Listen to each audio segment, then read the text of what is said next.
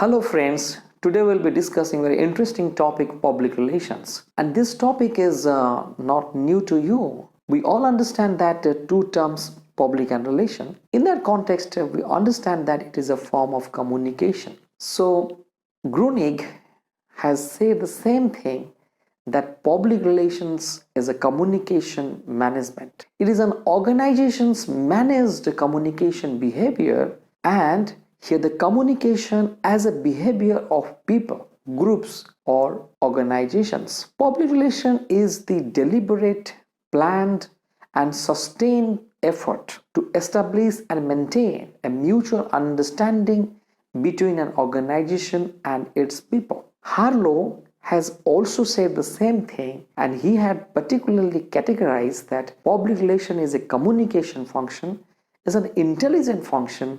At the same time, the objective of public relations is to create goodwill. The moment we advance into the age of social media, public relation is moving towards a different dimension. Today, public relation is all about technology adopted function, and many of the researchers in this 21st century has already said that public relation is not the same public relations while it was maybe 2 to 3 decades back. So public relation is the best understood as an applied social science. Public relations has become much more than just a corporate communication practice. The biggest challenge in the era of social media is the challenge of public relations authorities. Second, challenge the voice or the message what exactly you want to communicate. Third, the concerns you want to communicate. And the fourth, the assumptions you always take with you. So what is public relations? Public relations is the way organizations, companies and individuals communicate with the public and the media. It is aimed at creating and maintaining a positive image and create a strong relationship with its audience. So public relations has many publics in it. One, the general public. One, the public which is really interested in your organization, or the concerned public, or the internal public. Then we can have a public who are called the authority, and we have a public which is called the financial public.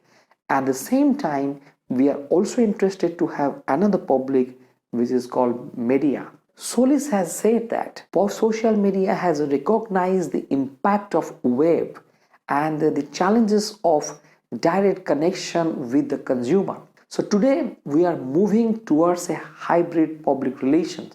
Because of social media, we are moving towards a public relations which is talking about UGC, or user generated content. So social media and public relations can have three things into picturization. One-to-one communication, one-to-many communication, and many-to-many communication. Today, if I talk about journalism, journalists mostly becoming bloggers. Why? Because journalists become part of the mass. They want to be part of the mass. They don't want to be only talking about the class. Earlier, the past public relations was talking about a specific category of customers or segment of society. Today, everybody is talking about the mass. Everybody wants to communicate with the mass. In this context, the social media has revolutionized.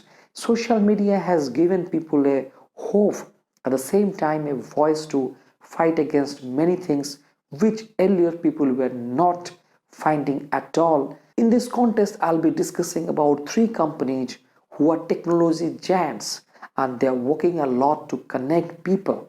First is Facebook. Facebook is having almost 300 million active users, and the Facebook's approach is very clear. It ensures the platform integrity. It gives information sharing facility with a genuine and helpful approach. It is giving a trust factor. There are 2 challenges of Facebook. One, the regular literacy and the digital literacy. How we can overcome these factors? Most important thing is digital literacy, and digital literacy level is much more important And by the way, recently digital literacy is catching up. People have started realizing that if they want to have a better life, better communication with society and other form of society, they must know how to communicate digitally. Digital literacy level must be catch up. So Facebook is now running modules on digital literacy. 85% of its growth has happened because the MSME sector or MSME business has come to its platform. Financial inclusion with digital literacy and security is the biggest challenge for Facebook, and now Facebook is also supporting some of the innovation, and they're trying to ensure that it should continue its innovation with data privacy laws. Let's try to move into Google. Google, or maybe the parent company Alphabet, is a very well-known name, is a household name. Everybody talk about Google with respect. The most important observation from Google is that it always respects the users' transparency and trust. No, it never compromises. Google never compromises with the user's choice. Google always give priority to the people of the world with technology assistance. Now Google feel that internet is not all about English speaking people. Internet is for people those who are not necessarily English. India, Google has started localization of its contents and products and services. 13 Indian languages are well versed with the Google's products. Google board has recognized 22 or maybe all official languages of India. Google is working on products that can be accessed offline also. Even I can tell you that 10% of searches that has been made in Google are local language searches. 28% searches are in voice searches.